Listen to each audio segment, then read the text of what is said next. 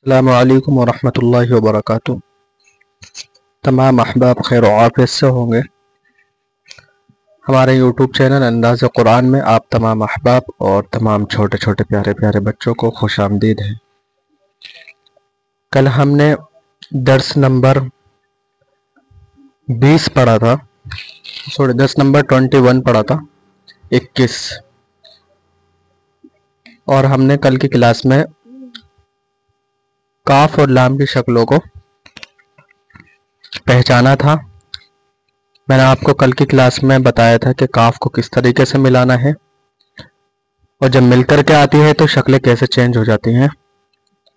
और मैंने काफ की तीनों शक्लों को मिला मिला कर बताया था और लाम की भी तीनों शक्लों को मिला मिला करके बताया था। तो आज हम मीम की तीनों शक्लों के बारे में पढ़ेंगे, जानेंगे, समझेंगे, प्रैक्टिकल करेंगे, मिलाएंगे। और नून की तीनों शक्लों के बारे में पढ़ेंगे, समझेंगे, प्रैक्टिकल करेंगे, मिला कर मैं आपको दिखाऊंगा इंशाल्लाह।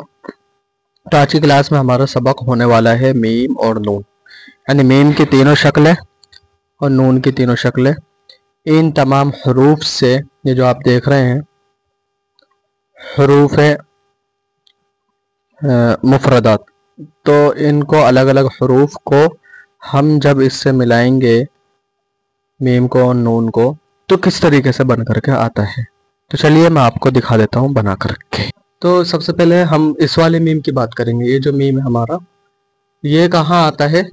ये हर्फ के बाद में आता है। जैसे मैं आपको बता दूं कि जैसे बा है तो ये इस तरीके से आएगा, ये बा है और ये मीम ये वाला आ गया, तो ये हर्फ के बाद में आता है। ठीक है, ये बा आ गया, मीम आ गया।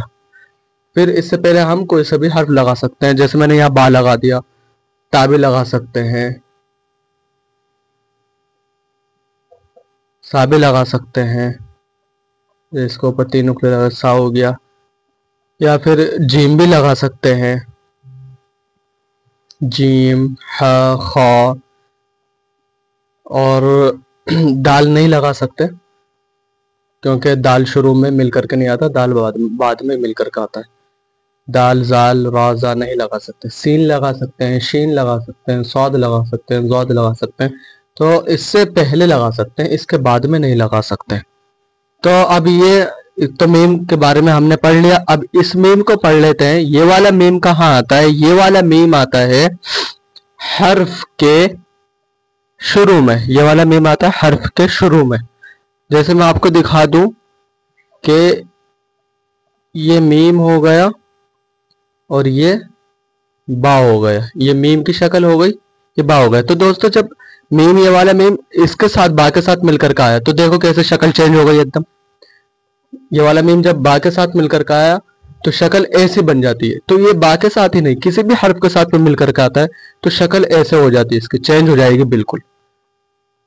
अभी ऐसी थी, अब ये ऐसी हो गई। ये ता के साथ आएगा, सा के साथ आएगा, जीम के साथ आएगा, हा के साथ आएगा, सब के साथ में शक्ल ऐसी ही रहेगी। ये देख लीजिए आप, ऐसी शक्ल रहेगी इसको मीम की। तो ये वाला मीम हमेशा शुरू में ही आएगा और ये मीम हमेशा लास्ट में आएगा, ये मीम हमेशा शुरू में आएगा। और बचा है हमारा ये वाला मीम।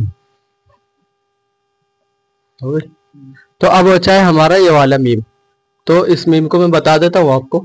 ये मीम हमेशा हर्फ के बीच में ही आता है, या शुरू में भी हर्फ होएगा कोई सा भी और लास्ट में भी कोई सा हर्फ होएगा और बीच में ये वाला मीम होएगा। तो मैं बना करके दिखा देता हूँ। जैसे शुरू में हम लिया है बा, फिर हमने लगा दिया ये मीम, ये वाला मीम, फिर उसके बाद भी हम लिया है बा। तो देखो बा हो गया, मीम हो गया, फिर बा हो गया लास्ट में। तो ये वाला मीम हर्फ के बिल्कुल बीच में ही आएगा।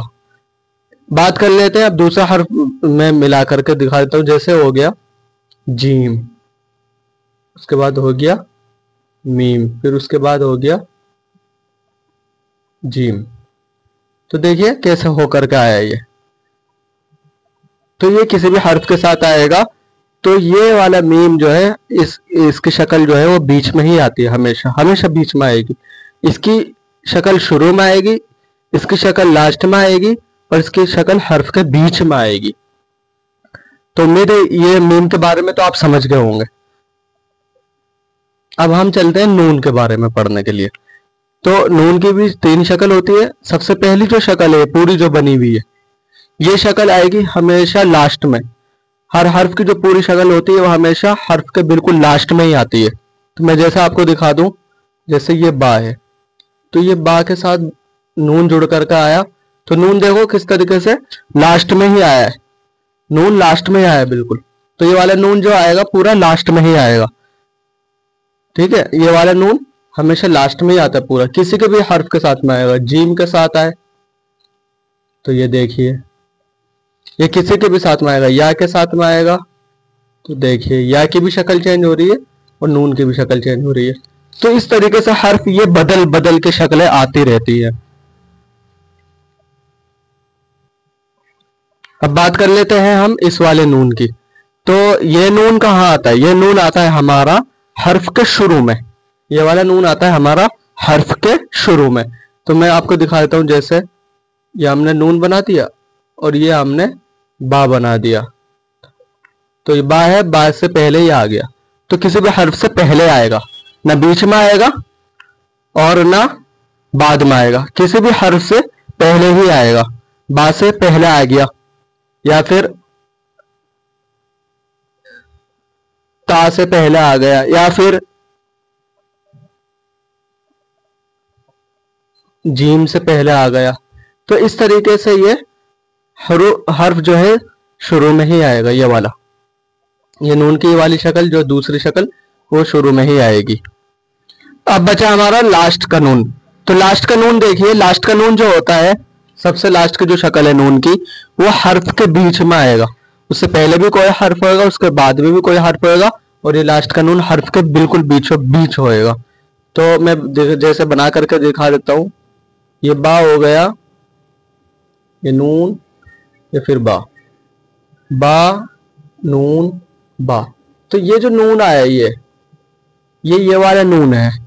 یہ اس کی شکل جب مل کر کا آتا ہے تو اس کی شکل بالکل چینج ہو جاتی ہے. یہ نون ہوتا ہے. بہت سارے بچے، چھوٹے چھوٹے بچے اس کو فا بول دیتے ہیں.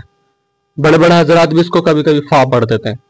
تو یہ جو نون آتا ہے بیچ میں، اس سے پہچان ہوتی ہے کہ یہ شوشے کی طرح بن کر کے آ جاتا ہے، یعنی ایک ڈنڈے کی طرح اس طریقے سے بن کر کے آ جاتا ہے.